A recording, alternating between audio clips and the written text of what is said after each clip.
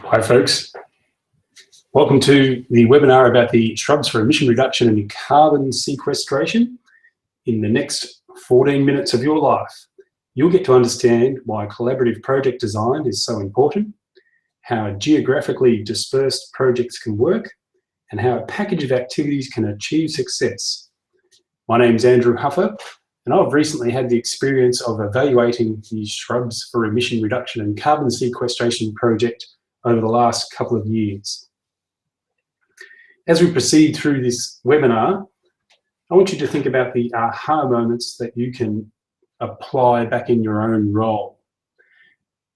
Just before we start, the project was essentially about helping farmers to understand the types of forage shrubs that perform best in their farming systems and getting an understanding of how they can establish them and how they need to be managed before and after grazing. And there were a number of sites for the project, and they ranged from central New South Wales to southeast New South Wales to northeast Victoria and across to the Midwest of Western Australia. So very geographically dispersed. As you can imagine, different farming systems and different climatic zones. Let's go back to that aha moment. I had probably a couple of aha moments about reviewing the project as we went through the process. And one of them took me back to the summers of when I was at high school, and I spent a lot of my summers carting hay. It was the early 1980s when I started, and AC/DC is my favourite band, and I still have hair. I'm a short, stocky kid on my mate's farm, lifting heavy hay bales and stacking them on a trailer as we bounce around a paddock. The farms I work on belong to the parents of either Maury, Minnie, or the ox. The ox's dad is mad and loves the challenge of trying to set a land speed record for tractor and trailer in the face of oncoming rain. My main motivation for coming home sore, covered in scratches, and with socks full of seeds is to buy my very own stereo system. And we're not just talking an El Cheapo $99 tinny from Kmart, but the real deal.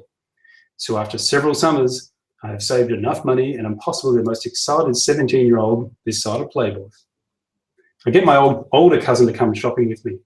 I figure a guy who chases potential robbers away from his woodpile with a shotgun is going to drive a hard bargain. I buy a Yamaha CD player and a pair of B&W speakers. They're the core components, but they're no good without a decent amplifier, something to make the system really come to life.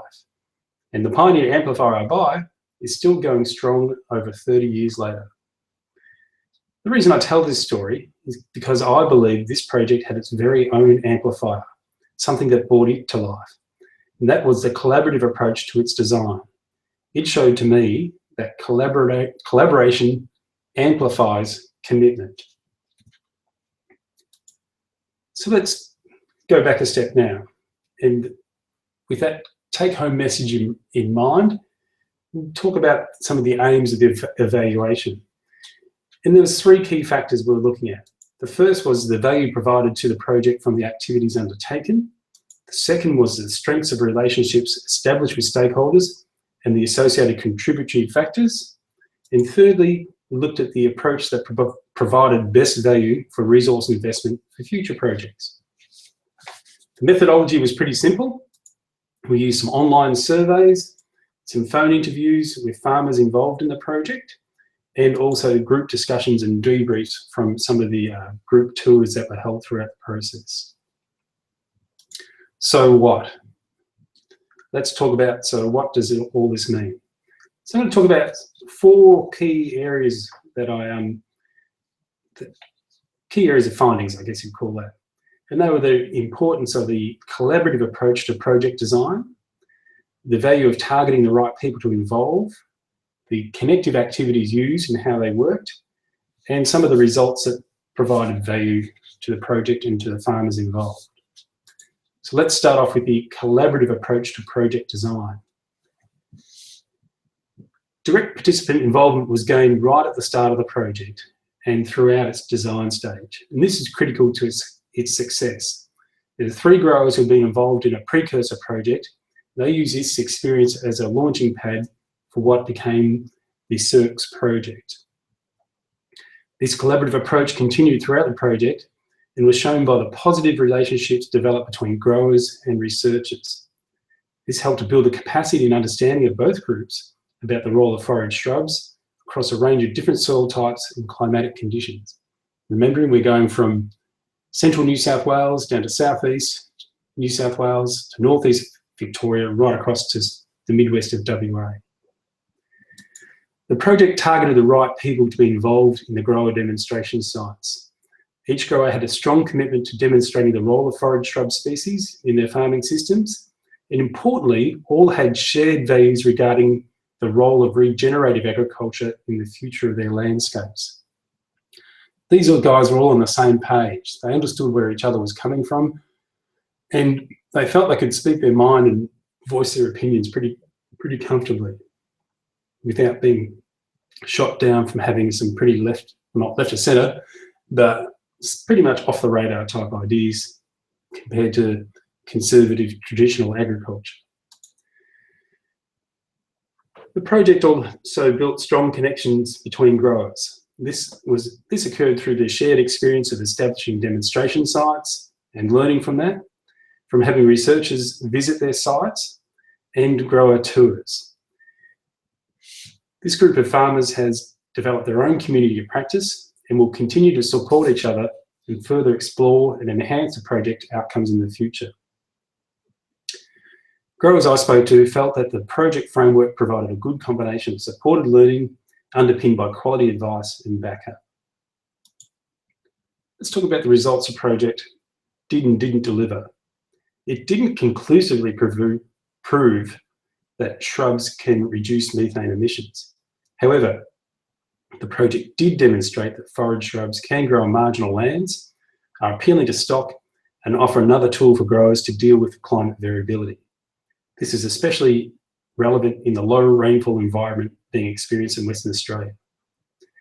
Forage shrubs offer the option to manage stock throughout the year, alleviating the production and environmental risks for growers. This is particularly important in the colder zones of northeast Victoria and southeast New South Wales, where the forage shrubs also provided physical protection for stock, especially around lambing, which resulted in reduced losses from exposure to cold. The project also enabled growers to identify and establish suitable species for soil types that had previously been regarded as poor and unproductive. This led to improved ground cover and erosion control. We saw there was also a strong desire amongst growers to become involved in future similar projects that all experienced a high level of benefit from the opportunity to connect and mix with proactive people who are like-minded. All growers expressed a keen interest in maintaining their connection to enable the identification and realisation of future opportunities.